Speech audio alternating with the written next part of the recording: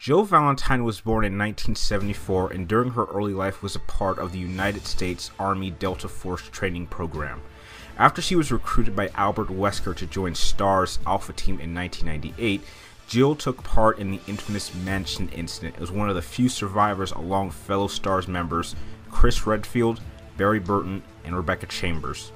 2 months later, Jill was stationed in Raccoon City when a T-virus outbreak occurred. During the Raccoon City incident, Jill would be hunted down by the experimental BOW known as Nemesis. Jill would survive her many encounters with Nemesis along with a few other survivors and would escape the city before its destruction.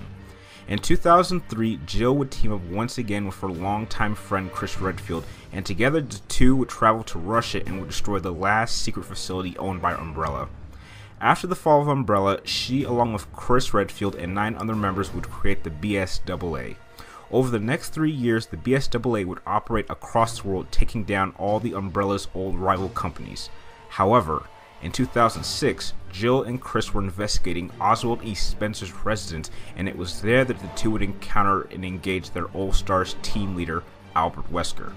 The two were easily defeated, but before Wesker could deliver the final killing blow to Chris Redfield, Jill would tackle Wesker through the window and the two would fall into a deep crevice. After the BSAA spent 3 months searching for Jill's body, she was declared dead on November 29, 2006. However, Jill had not died in the fall, but had been recovered by Albert Wesker and was experimented on for 3 years in order to help him create the Ouroboros virus.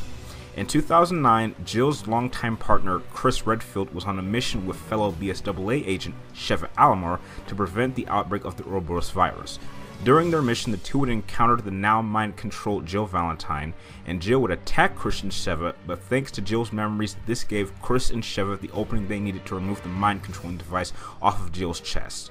After Chris and Sheva had moved on to stop Wesker, Jill would be encountered by fellow BSAA agent Josh, and then together, the two of them would reunite with Chris and Sheva, and giving them a pair of RPGs would deliver the final killing blow to Wesker, bringing his reign of terror to an end.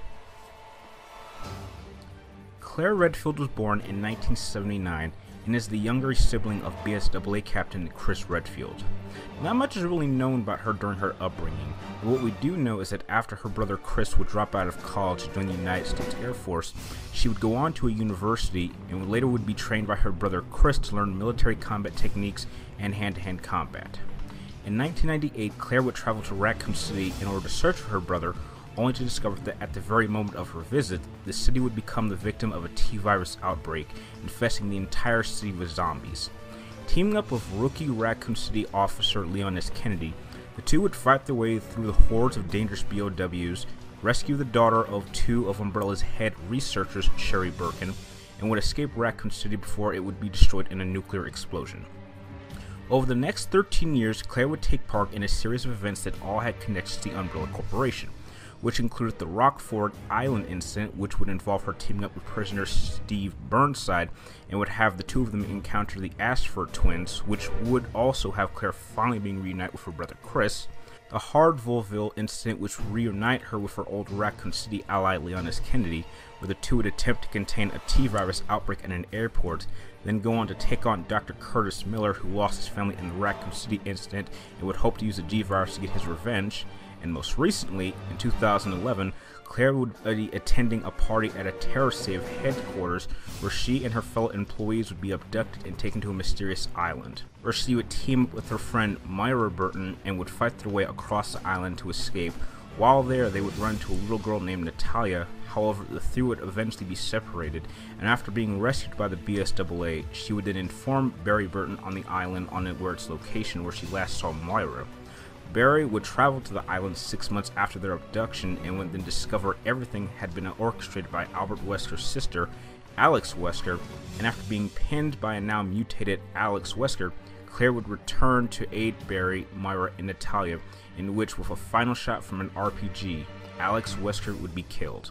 The last we see of Claire takes place 2 years after she had killed Alex Wesker, in which she gets a call informing her that her brother Chris is in China and asks BSAA agent Pierce to look after him.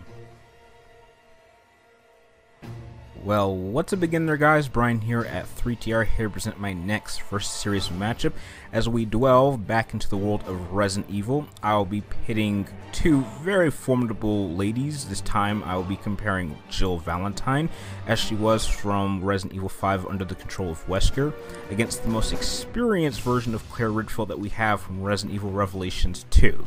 And with that out of the way, let us begin as I compare them physically.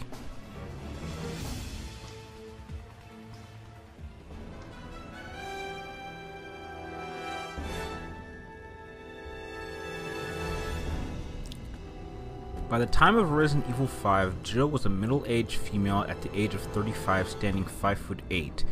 Jill has shown immense upper and lower body strength, shown as she was able to catch herself falling into a chasm with one arm, then perform a muscle up with very little effort, and has been shown as being able to fire off multiple shots from a high-powering weapon like a Magnum with one arm.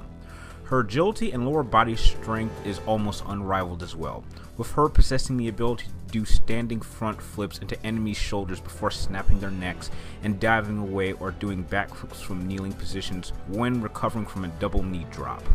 Her reflexes and speed are immense as well, with her being able to disarm Barry in a fraction of a second, quickly dodging many attacks from BOWs in Resident Evil 3, and has been shown to be able to jump off cars and transition into a horizontal wall run while wearing a mini skirt and boots.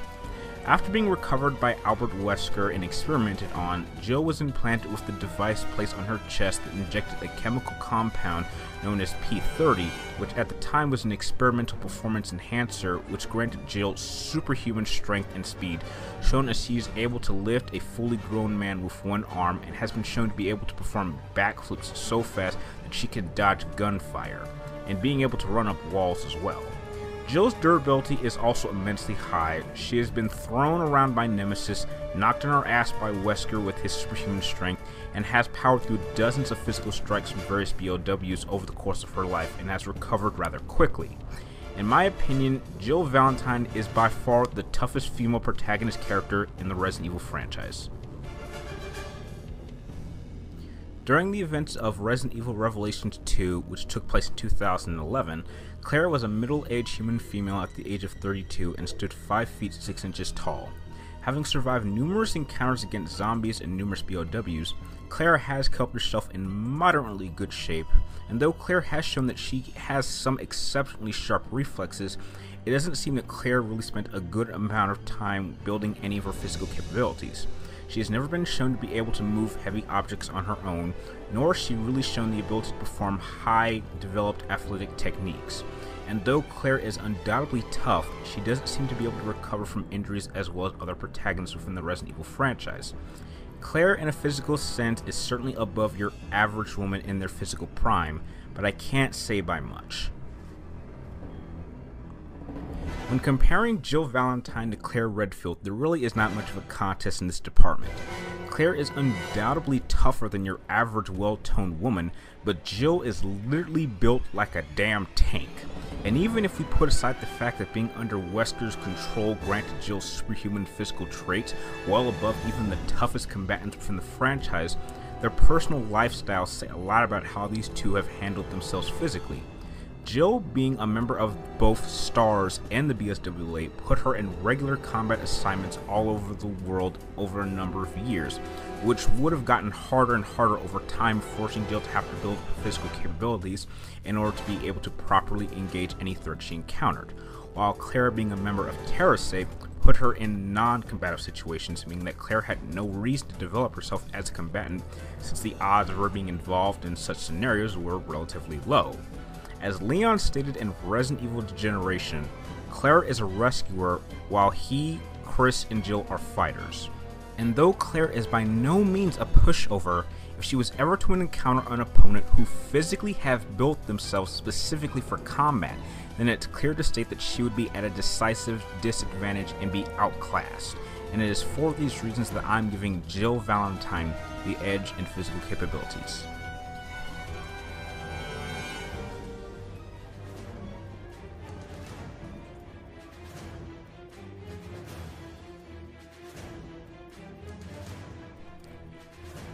Being in the Delta Force program, Jill Valentine had learned to use and become proficient with a variety of firearms. Her aim is extremely accurate, evident by her being able to land a headshot on a MAJINI from 200 plus yards away from a moving helicopter.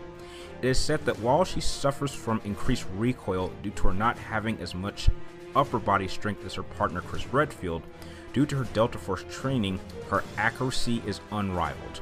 Jill's hand-to-hand combat skills is very impressive, with her body officially being described as small but muscular, and her fighting has been said to be highly toned. She compensates for her relatively slight stature in comparison to her male counterparts with her immense speed and flexibility when fighting, favoring the use of kicks and grapples over her fists. She tends to use a lot of acrobatics in her moves, with many of her melee attacks featuring flips and cartwheels, and when Jill has decided to rely on the use of a knife, Jill has been shown to be extremely proficient as well. Contrary to most characters, Jill has favored a stabbing motion with her blade rather than a slashing one, featuring a small radius of attacks but allowing her to be sufficiently faster than other characters, and thanks to enhancements given to her by Wesker, Jill is now capable of applying all of her combative capabilities with a degree of ferocity, making her not just overwhelming, but far more dangerous and unpredictable. Claire, on her own, never went through any official military or combat training. However, she was trained by her older brother Chris, who was a member of STARS at the time, making sure that Claire's skills with the use of hand-to-hand combat to be very proficient, along with being able to use a multitude of weapons, including combat knives and firearms. However, her training only Chris was only meant so that Claire could handle herself in most situations.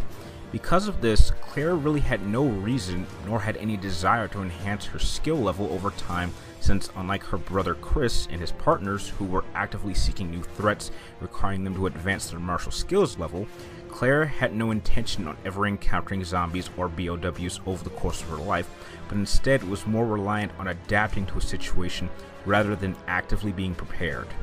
It's not to say that Claire's martial skills ever lagged over time, shown as Claire has proven time and time again that her martial skills level is toned enough to deal with extremely dangerous situations. However, like many other protagonists within the Resident Evil franchise, Claire is much more comfortable fighting alongside allies rather than dealing with situations alone, and if she encountered a threat that her STARS level training from Chris did not prepare her for, then she would find herself getting into serious trouble with no fallback option to rely on. This department is pretty clear to call as well, and though Claire is a reasonably skilled combatant on her own, her martial skills level is nowhere near as advanced when comparing them to Jill's. Claire's entire martial skills purpose was to simply allow her to survive random encounters, while Jill's skill set was designed to be able to actively engage just about any threat effectively. Another element that plays well into their skill set is the amount of actual combat experience they both have, and again, Jill clearly outclasses Claire in that department, with Jill not only surviving the events of the mansion incident in Raccoon City, but taking part in regular assignments against a wide variety of threats over her long combat career, while Claire has only taken part in 4 incidents over the same period of time. And on a final note, Claire's skill set does not prepare her to engage someone with Jill's skill set.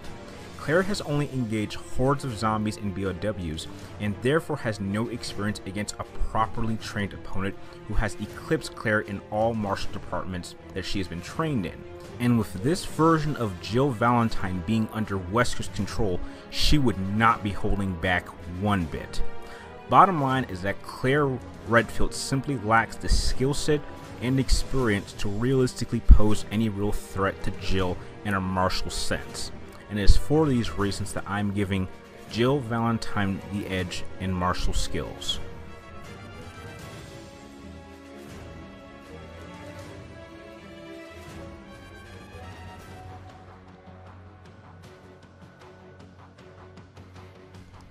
While under the control of Albert Wesker, Jill's armament was kept to a minimum.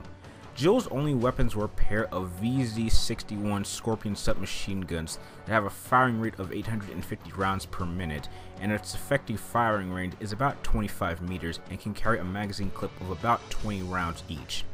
Due to the nature of how Jill holds these weapons with one hand, she has been able to lay down a significant amount of fire upon her targets while being able to use these submachines quite accurately.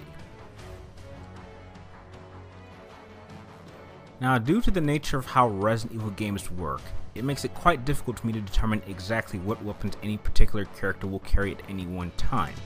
However, in this case, I'll be limiting Claire Redfield's armament to 3 weapons that we have seen her use in the promotional material for Resident Evil Revelations 2, along with what we have seen her in official gameplay and cutscenes, and due to the nature of how this fight will most likely play out as a semi-up-close fight,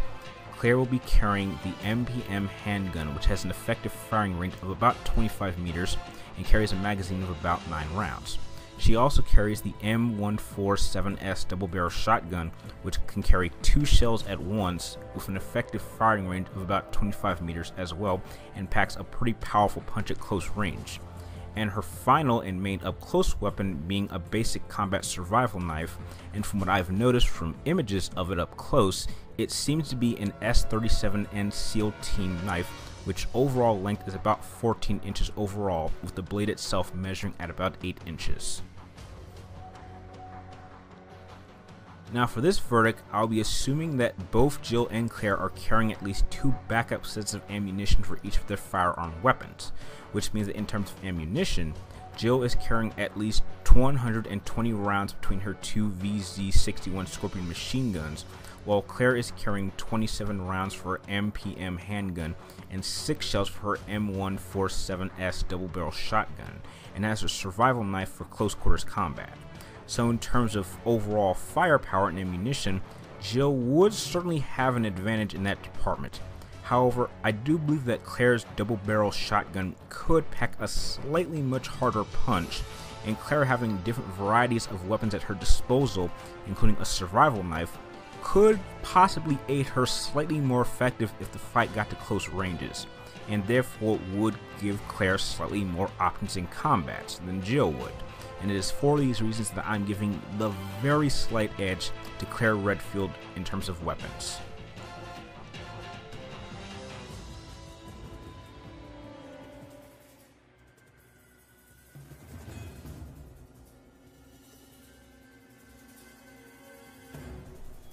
Now for this round, I'm not going to go into great detail explaining the tactical approaches of both combatants, because when it comes to this version of Jill Valentine, Wesker has completely stripped Jill of any real sense of sophisticated tactical approaches, and she simply relies on the very stereotypical approach of go on the offense, then pull back, increase the distance, and then immediately re-engage. She has been shown to be capable of performing sneak attacks, but this has only seemed to have been possible if her opponents were already distracted, which in an engagement like this would not happen at all.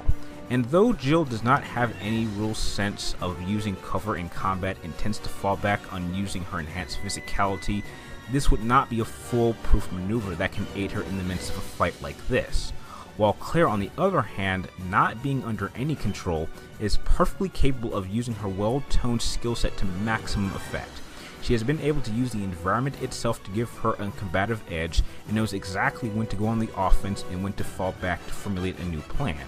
She is also more than capable of using what little resources she has, in terms of her armament, relatively conservatively to make sure every shot counts and she does not waste ammunition. And Claire Redfield has had plenty of combative experience against fast-moving opponents like this version of Jill Valentine before, and therefore would know exactly how to engage properly and effectively. At the end of the day, this version of Jill Valentine is nothing more than a raging berserker who relies on a total offensive approach to take her opponents down quickly, while Claire is the complete opposite and keeps herself in check while waiting for an opportune moment to present itself and is willing to take the initiative, and it is for these reasons that I'm giving Claire Redfield the edge as a battle tactician.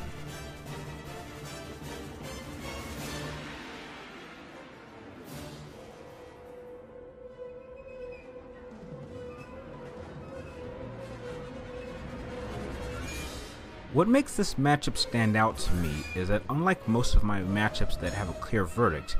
this one works out in a very similar way to my Aerith vs. Yuna matchup that I did, in which for me, there is a technical verdict along with an actual verdict that I'm going with, keeping it true to how I believe a fight like this would play out in the Resident Evil world. When analyzing a fight between this version of Jill Valentine against Claire Redfield, one must ask two questions. The first one being, could Claire take down Jill? And the answer is yes. If this was a death battle matchup, Claire would have very little difficulty killing this version of Jill due to the fact that this Jill would be leaving herself too exposed to gunfire, and Claire is more than capable of planting an accurate gunshot to the head or body to a fast-moving target like Jill, and certainly has the skill set, firepower, and tactical approach to achieve victory in that sense. However, the second question one must ask is, would she kill Jill? And unfortunately for Claire, it's her morality that would end up being her downfall and would cause her to lose this fight.